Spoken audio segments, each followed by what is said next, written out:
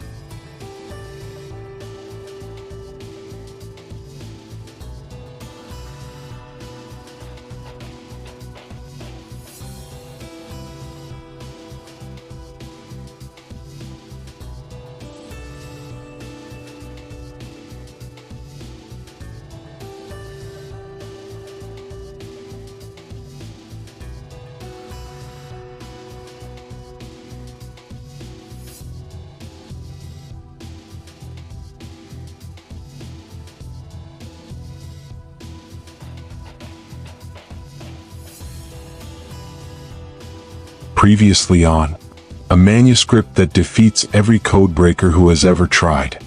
A trail that has led from the archives of Rome to a forgotten valley in Central Asia. Plants that should not exist, growing still 6 centuries after someone drew them from life. And a symbol carved in ancient stone that appears more than 200 times in the most unreadable book in history. Dr. Elena Voss has been following this trail for months. Someone has been following her. Tonight she looks up. Human beings have been reading the sky for longer than we have been writing. Before language, before agriculture, before the first city rose from the first river delta. We looked up, we recognized patterns, and we told each other stories about what we saw.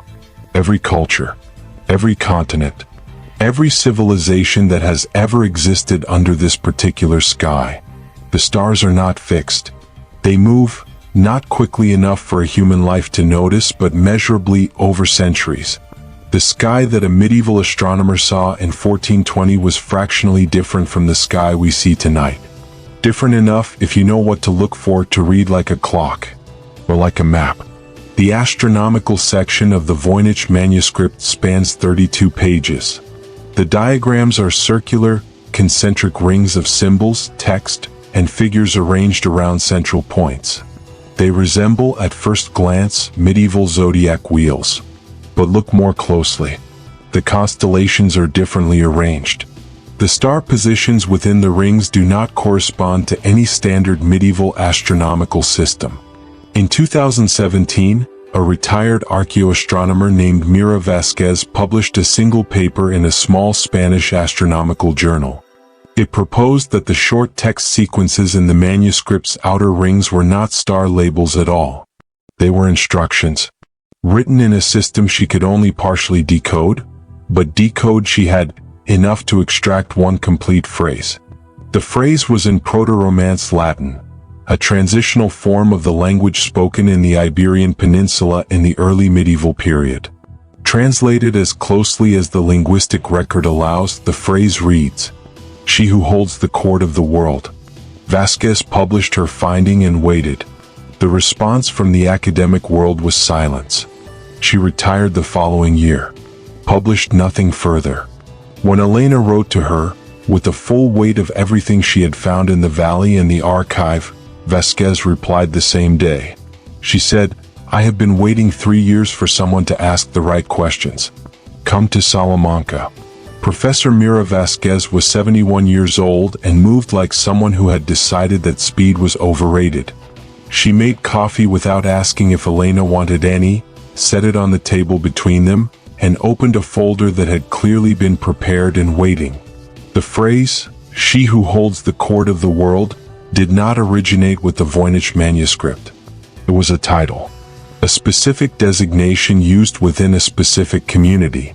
In the 12th and 13th centuries, across southern France, northern Spain, and parts of northern Italy, there existed a loosely connected network of women, scholars, healers, astronomers, and theologians, who operated in the spaces that the institutional church could not easily see.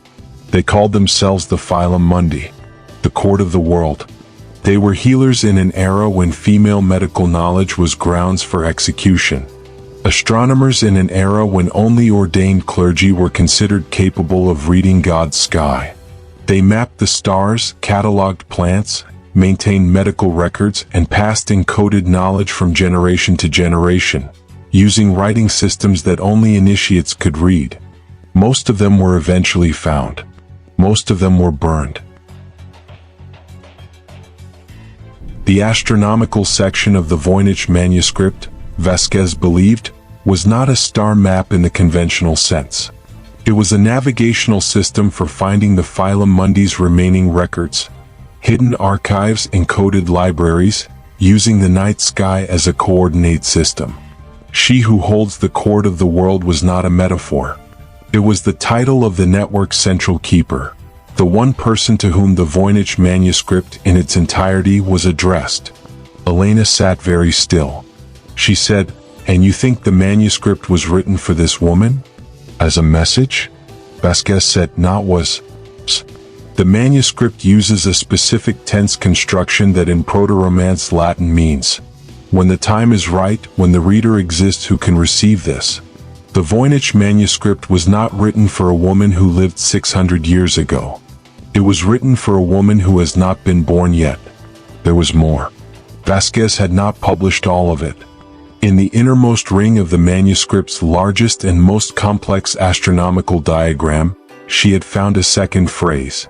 Translated, it read, "The keeper comes when the cord is broken and the stars return to their first house."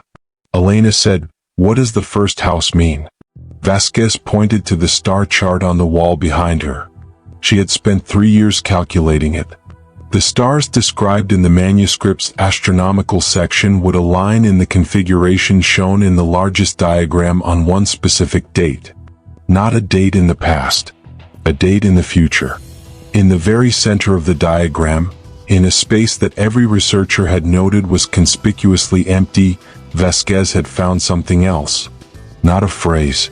A name. The name in the center of the diagram was 12 letters long.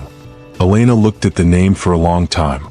Then she said, "I do not recognize this name." Vasquez said, "You should not.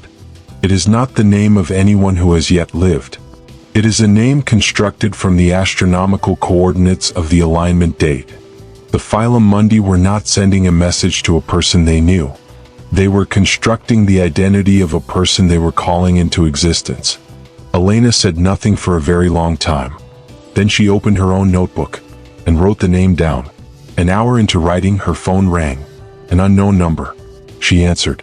The voice on the other end was low, precise. It spoke in German, her native language, with an accent she could not immediately place. It said 3 things. It said, "We know where you have been."